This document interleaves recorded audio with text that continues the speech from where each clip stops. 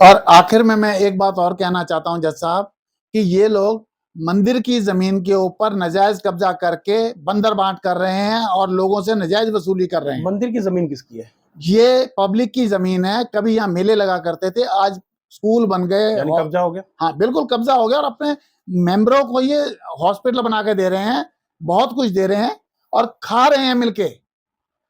आप, मेरे को लगता है कई बार ऐसी एनजीओ, कई ऐसी एनजीओ होंगी जो दिखावे में तो एनजीओ है लेकिन मोगे में बहुत हैं, पर मेन ये एनजीओ जिसकी अरबों खरबों रुपए की जमीन है। जो ये क्या रिक्वेस्ट करना चाहते हैं? मैं ये रिक्वेस्ट करना चाहता हूं कि आप उनकी बात को सुने जरूर, पर सबूत देख करके फैसला दीजिए। जहां तक मेरे को लगता है कि अगर सरकारी जमीन है तो इसमें पार्टी सरकार होनी चाहिए। पार्टी सरकार होनी चाहिए, होनी नहीं चाहिए। और इसमें commissioner of police Firozpur division ने कहा भी था कि इनका जो है सब कुछ रद्द करके जमीन के ऊपर कार्रवाई की जाए इस सारी संस्था के ऊपर, पर हमारे मोगा के डीसी जी ने नहीं की। पीआई लगा सकते हैं? अब लगानी है साहब, पीआई लगाएंगे इसमें। शुक्रिया, शुक्रिया Susam, best of luck, God bless you. दोस्तों नमस्कार, मैं सुनील सूद मोगा पंजाब से। मेरे पास दोस्तों एक दुकान मेन बाजार में वैद आत्माराम के ऊपर कथित ट्रस्ट शिवाला सूदा लाला रामकिशन सूद के ऊपर थी, जिसके अंदर कथित ट्रस्ट ने घपला करके मंदिर की अरबों रुपए की जमीन पे कब्जा किया हुआ है। उनके पास ना तो प्रॉपर डॉक्यूमेंट है, रसीदें वो किसी को देते नहीं और सारी जमीन को लेके खुर्द-बुर्द कर रहे हैं। आपका नाम आपने क्या बताया? मेरा नाम सुनील सूद। सूद वर्सेस सूद? सूद वर्सेस ट्रस्ट शिवाला लाला रामकिशन सूद। मैंने मजाक में बोला। अच्छा, इसमें मेन जिक्र योग बात यह है, सब दुकानदारों से किराया लेते हैं, मुझसे भी लेते थे, किराया लेते रहे, जिसमें पहले इन्होंने मेरे ऊपर 2004 में केस किया। मैंने 1999 में दुकान ली थी। नहीं, जब आप किराया दे रहे तो रसीद नहीं लेते थे? रसीद नहीं देते किसी को, रसीद जारी नहीं करते। इन्होंने 2004 आज भी नहीं जारी करते? आज भी नहीं करते। फिर तो जब ये सिर्फ कोर्ट में जमा, कभी भी कह सकते हैं। हाँ कभी भी कह सकते हैं। इन्होंने 2004 में मेरे ऊपर केस किया कि मैं 2001 से किराया नहीं दे रहा। वो 8वें महीने 2007 में डिसाइड हुआ, जिसमें उनके खिलाफ किया, डिसमिस हो गया उनका केस। इन्होंने कोई अपील नहीं की, मेरे साथ सेटलमेंट की, किराया लेते रहे। 2014 में मैंने इन्हें 2 महीने का किराया 1 तारीख 9वां महीना 1 सितंबर 2014 को चेक से दिया कि अगस्त सितंबर 2014 का किराया, ये चेक के द्वारा आपको दे रहा हूं 2000 रुपए। वो इन्होंने चेक पे मंथ का नाम, हाँ मंथ लिखा हुआ है, चेक की बैक साइड में लिखा हुआ। वो आज सरकारी प्रॉपर्टी है, बैंक में जमा है, बैंक से लिए जा सकते हैं, मैं आपको दे सकता हूँ, दिखा सकता हूँ उसको। इन्होंने, अच्छा मैंने उस टाइम भी पहले 2016 में इन्होंने दोबारा केस किया, तो उस केस में भी मैंने अपने वकील के थ्रू लगाया।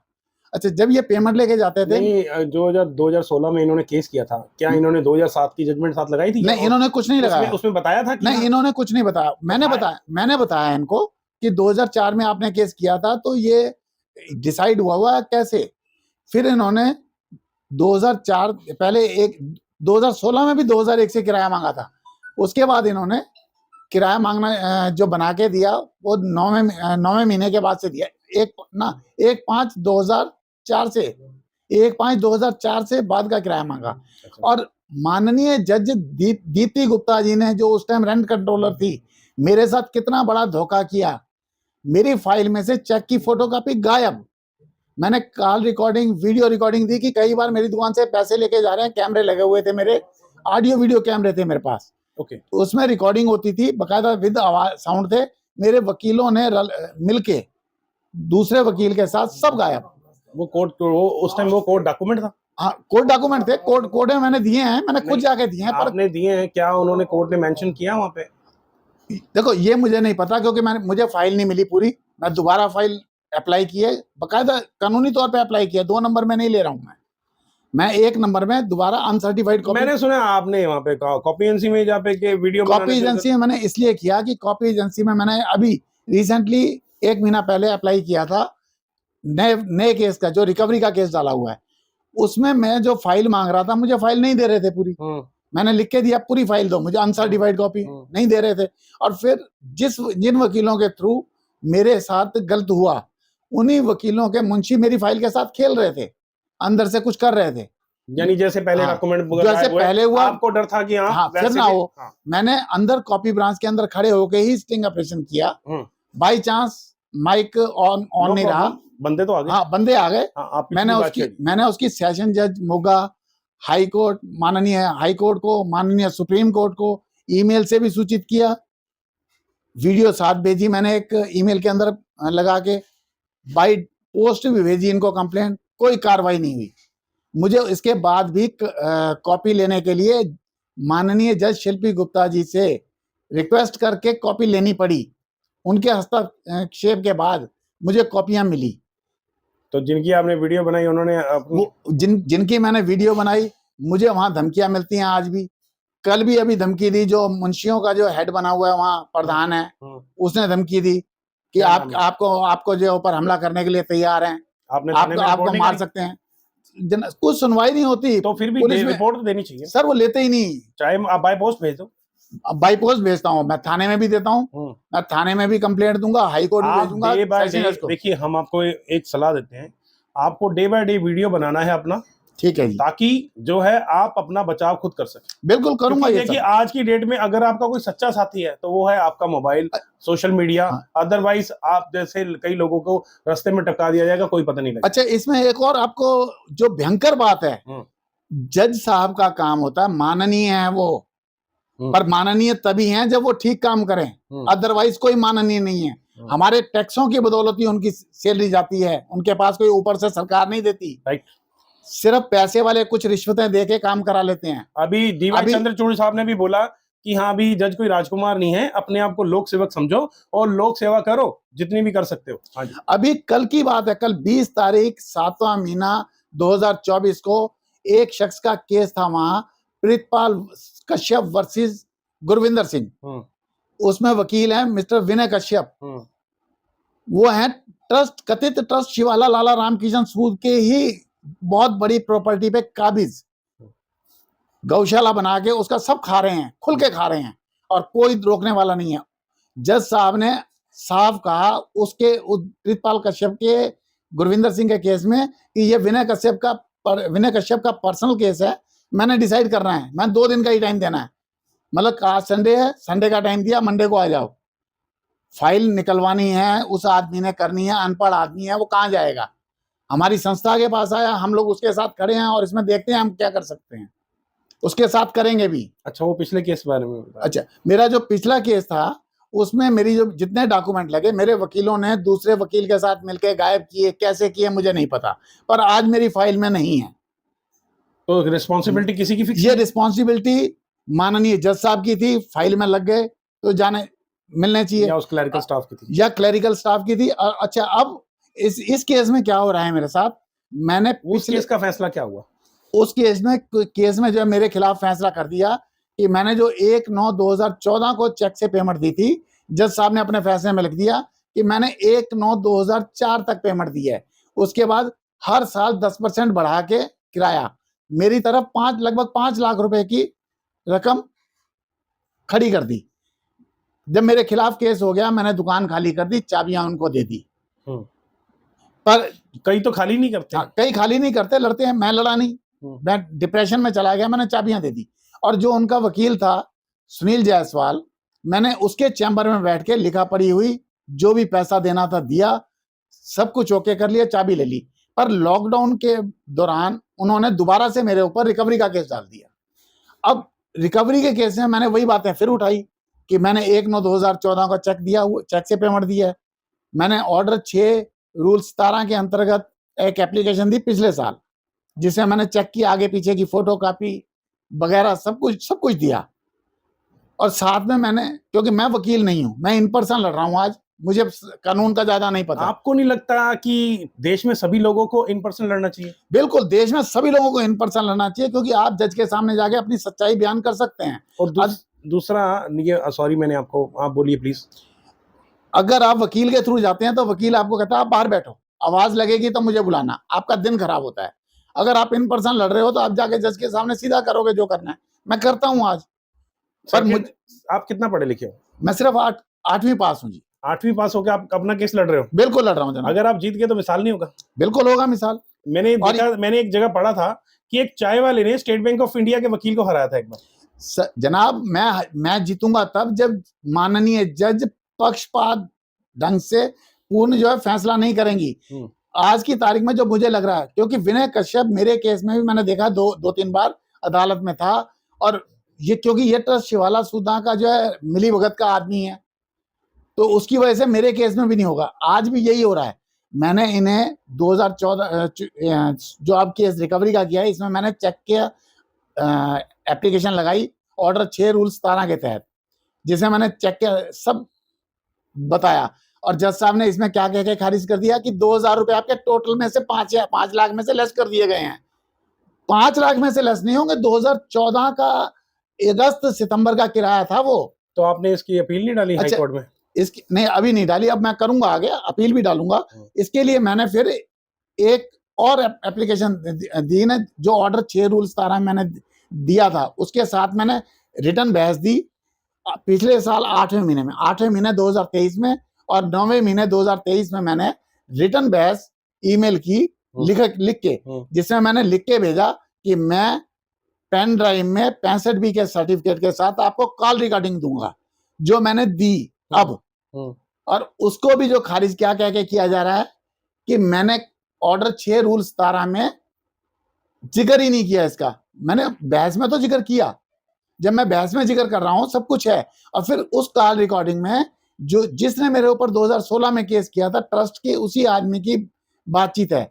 वो 9 मिनट 53-54 सेकंड की बातचीत में 7 मिनट 45 सेकंड तक लगभग मोदी जी के गलत फैसलों को भी सही ठहराते हुए जिक्र कर रहा है, और कह रहा है कि घर के बड़े को कई बार गलत काम करने पड़ते हैं। भाई, घर का बड़ा गलत काम करे, हमें कोई दुख नहीं है, पर घर का बड़ा गलत इतना भी ना करे। वो कह रहा है घर के बड़े को गलत फैसले लेने पड़ते हैं, मुझे भी करना पड़ा ना, तुम्हारे ऊपर केस किया ना, और बाकियों के ऊपर भी किया। मैंने यही सुनाने के लिए जज साहब को कहा था कि मेरी कॉल रिकॉर्डिंग सुन के मेरे खिलाफ करना कुछ करो, तो उन्होंने कॉल रिकॉर्डिंग नहीं सुनी। आपको नहीं लगता? देखिए, एक तो सारा जैसे हम देश की पॉपुलेशन 140 करोड़ के करीब है। हाँ जी, हाँ जी। इंग्लिश में ज्यादा फ्लुएंट जो लोग हैं मेरे ख्याल से ये गलत है। 20 या 30 करोड़ होंगे मेरे ख्याल से, बिल्कुल ज्यादा से ज्यादा। और अगर होंगे तो आपको नहीं लगता कि लोकल भाषा में होना चाहिए? लोकल भाषा में होना चाहिए, और ज्यादातर लगभग जितने भी उत्तर भारत के लोग हैं हिंदी सब पढ़ लेते हैं। तीसरी बात, एक ये नहीं लगता कि आपको ऑडियो वीडियो रिकॉर्डिंग होनी चाहिए? ऑडियो वीडियो रिकॉर्डिंग होनी चाहिए। मैं तो चाहता हूं कि मेरे केस की ऑडियो वीडियो रिकॉर्डिंग हो। अब मैं एप्लीकेशन लगाई? अब नहीं, अब एप्लीकेशन लगाने जा रहा हूं, मैं अपील करने जा रहा हूं। ये जज साहब ने जो मेरे खिलाफ दो साथ में जो ऑर्डर किया मेरे खिलाफ, इसकी मैं अपील करने जा रहा हूं, और अपील में मैं सारे फैक्ट्स दूंगा। अगर मेरी नहीं सुनी जाएगी तो मैं कहूंगा भैया मुझे मारना है तो मुझे वैसे मरने के लिए इजाजत दे दो, मैं आपके अदालत में आत्महत्या कर लेता हूं, और मैं करूंगा, क्योंकि मेरे पास कुछ नहीं है आज की तारीख में खोने के लिए। इंसाफ लेना, मुझे सिर्फ इंसाफ चाहिए। अगर इंसाफ नहीं देंगे तो मैं माननीय सेशन जज मोगा की अदालत में परमिशन देंगे ना, परमिशन मांग के सुसाइड की परमिशन मांगूंगा, मैं आत्महत्या करने की परमिशन लूंगा। वो भी जिन्नस। देखो, एक आदमी कितना मजबूर है कि जस्टिस ना मिलने के कारण वो आत्महत्या की परमिशन मांग रहा है। मेरे जो जस्टिस चाहता है, वो जो मेरे फैक्ट्स हैं उनको एक साइड में दरकिनार करके जो है मेरे खिलाफ किया जा रहा है। आपको नहीं लगता? देखिए, मैं आप जनता से पूछना चाहता हूं कि एक गरीब आदमी जो अपनी मेहनत से पैसा कमाता है, इनके पास ना तो दुकान है, ना तो इनके पास कुछ और है, ठीक है जी। अब भी ये मेहनत करके डे बाय डे इनको सैलरी भी नहीं आती, 1.5-2 लाख रुपए की सैलरी नहीं आती इनको। ना को पेट्रोल फ्री मिलता है, ना इनको होम पीएन के पैसे मिलते हैं, ना इनको गाड़ी के पैसे मिलते हैं ठीक कराने के। आपको नहीं लगता कि ये इतनी सहूलतें मिलने के बाद जो है नेचुरल जस्टिस के हिसाब से भी कभी कभी फैसले करने चाहिए? जरूरी नहीं है कि अगर आप कुर्सी पे बैठे हो कि रूल्स के अकॉर्डिंग गवाहियां तो कहीं झूठी भी आ जाती है, फिर क्या करेंगे बताओ? अभी इसके साथ साथ एक और गलत काम हुआ है, जिसके मैंने एक और केस डाला है मोगे में, श्रीराम फाइनेंस के खिलाफ। मेरे बेटे ने मोटरसाइकिल ली थी 2016 में, श्रीराम फाइनेंस से फाइनेंस करवाई, उसकी किस्तें खत्म हो गई, पूरी हो गई, तो उन्होंने मेरे बेटे के को 50,000 का लोन एक दे दिया। और उसी बिहाफ पे उस लोन की पेमेंट जा रही थी, इसी बीच लॉकडाउन लग गया। लॉकडाउन में किस्तें टूट गई। किस्तें टूटने के बाद वो नहीं दे पाया, तो उसके लिए बड़ी बार श्रीराम फाइनेंस के जो है रिकवरी हेड मैनेजर घर पे आते थे। एक तो मेरी घर के बैक साइड में रहता था, साहिल अरोड़ा आता था, तंग करते थे। तो वो तो सुप्रीम कोर्ट कहती है कि हाँ, आपको ये बदतमीजी से बात नहीं कर सकते, ये बहुत बदतमीजी से बोलते हैं, हार्ड रिकवरी नहीं कर सकते। अच्छा, घर पे आते हैं, घर पे आके जब ये पैसे लेके जाते हैं तो कोई भी, चाहे बिजली बोर्ड का आदमी आया हो, रसीद नहीं देके जाता, पैसे या चेक ले जाता है। ऐसे फाइनेंस कंपनी वाले ले जाते हैं, रसीद नहीं देके जाते। इन्होंने मेरे साथ सेटलमेंट की 50,000 रुपए, साहिल अरोड़ा और गौरव अरोड़ा, दो जो इस टाइम मैनेजर है गौरव अरोड़ा, ये दोनों ले गए, पैसे जमा नहीं किए, बस सेटलमेंट के नाम पे ले गए। और अपनी तरफ से हम भी शांत बैठ के, चलो केस खत्म हो गया, घर का पड़ोसी था, हम इस बिहाफ पे रह गए कि हो गया, निपट गया। ये तो आप नहीं हो, दुनिया में ऐसे बहुत सारे केसेस हैं जहां पे ये लोग ऐसे एजेंट्स वगैरह आते हैं, पैसे ले जाते हैं, वहां पे कंपनी में जमा नहीं कराते, और 3, 4, 6, 5 महीने या साल बाद पता चलता है अरे आपका तो पैसा जमा ही नहीं। मेरे साथ भी यही हुआ। 2022 में इन्होंने केस लगा दिया लोक अदालत में, नेशनल लोक अदालत में। इसी साहिल अरोड़ा ने जो पैसे लेके गया था, मैंने बहुत कहा उसको, मेरी नहीं सुनी गई। अच्छा, बाई चांस आपके पास क्या सबूत है? जिस जज के पास केस लगा, उसी जज की मैंने उस दौरान कंप्लेंट की हुई थी, राधिका लिखी जी, मोगा में, आज भी मोगा में। तो आप यानी जजों की कंप्लेंट करते हैं? कंप्लेंट इसलिए करता हूं कि मेरे साथ गलत हो रहा था उस टाइम। बिल्कुल करनी भी चाहिए, जब गलत होगा तो मैं तो करूंगा। अच्छा, अब राधिका लिखी जी ने, नॉर्मल होता क्या है कि अगर आपने ब्याज पे पैसा लिया है किसी फाइनेंस कंपनी, तो उसमें ब्याज छोड़ के मूल रकम को अगर आपने कुछ दिया तो वो लेस करके आपका सेटलमेंट हो जाती है। पर राधिका लिखी जी ने कोई सेटलमेंट में एक पैसा नहीं छोड़ा, सिर्फ मेरा नाम मेरे बेटे के साथ जुड़ा होने की वजह से उसमें जितने पैसे मांगे उन्होंने 61,684 रुपए मांगे, सेटलमेंट की 2,000 उसी टाइम जमा कराए, और 15 किस्तें बनाई 4-4 हजार रुपए की, जो हम दे रहे थे रेगुलर, जो टाइम फिक्स किया था, लगातार दे रहे थे। मैं खुद जाके जमा कराता था श्रीराम फाइनेंस कंपनी के ऑफिस में। श्रीराम फाइनेंस कंपनी वालों ने 2023 में एक और चेक बाउंस करा के उसी लोन अकाउंट का केस लगा दिया। ये तो गलत है, मेरे बेटे के खिलाफ। संबंध निकल गए, बेटा मेरा नहीं रहता यहाँ, यूपी में रहता है, नोएडा में रहता है। तो उसको मैंने पावर ऑफ टर्नी ली और मैं पेश हुआ। मैंने अपना एक वकील किया, वकील करके सेशन जज के पास अपील की कि आप ये ऑर्डर को सेटिस्फाइड करो कि इन्होंने गलत ऑर्डर किया। लोक अदालत का फैसला लगाया। फाइनेंस कंपनी को तो पता था ना कि केस गलत कर रहे हैं, क्योंकि उन्होंने ही लोक अदालत में केस लगाया था, मैंने नहीं। जुर्माना होना चाहिए उनको। अच्छा, उसके लिए अब मैं अपील की है मैंने, अब मैंने केस लगाया उनके ऊपर कि इन्होंने गलत किया मेरे ऊपर। मैंने, आप लोग लोकपाल के भरोसे भी मत रहना।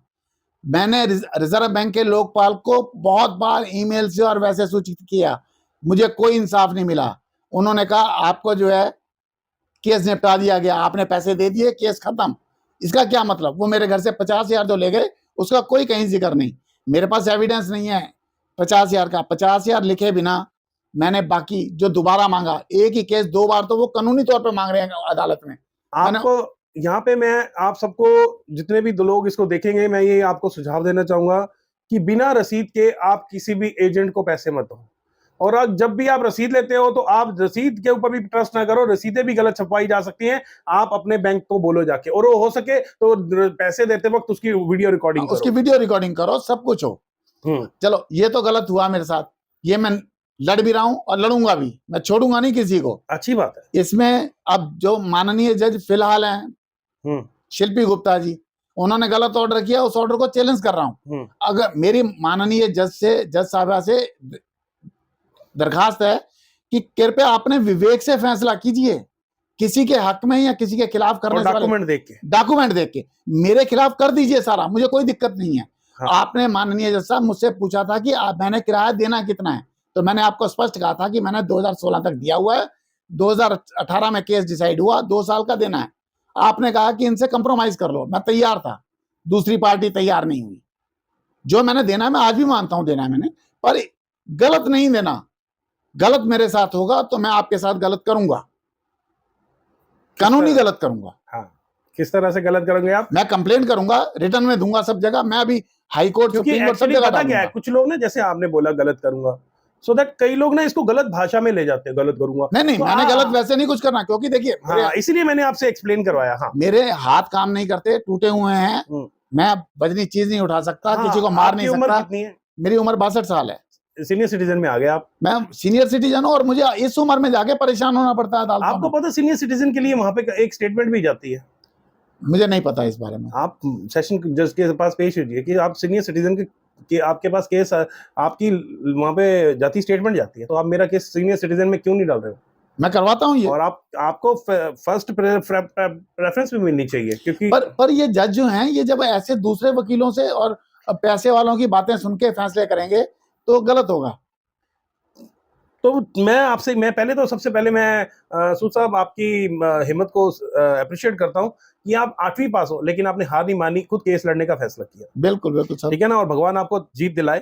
ठीक है ना, और हम जजों से भी यही कहेंगे कि भैया कई बार रूल्स को देखो, ठीक है, आपको रूल्स से बंधे हुए हो, लेकिन रूल्स के साथ साथ आपको देखना पड़ेगा नेचुरल जस्टिस भी, आपको सबूत भी देखने पड़ेंगे। ये सबूत देखे बिना कर रहे हैं। अगर सबूत नहीं देखोगे सर, किसी के साथ अन्याय हो जाएगा, और जब अन्याय होगा तो उसका भरोसा अदालत पर से उठ जाएगा, उसके साथ साथ उन लोगों का भी भरोसा उठेगा जो इस अदालत पे विश्वास करते हैं। और एक मेरा और सुझाव है कि बार और बेंच कभी साथ नहीं होने चाहिए। ये मिलके काम करते हैं। वकील कहते हैं जाके जज को कि ये मेरा पर्सनल केस है, और इसी बिहाफ पे फैसले हो जाते हैं।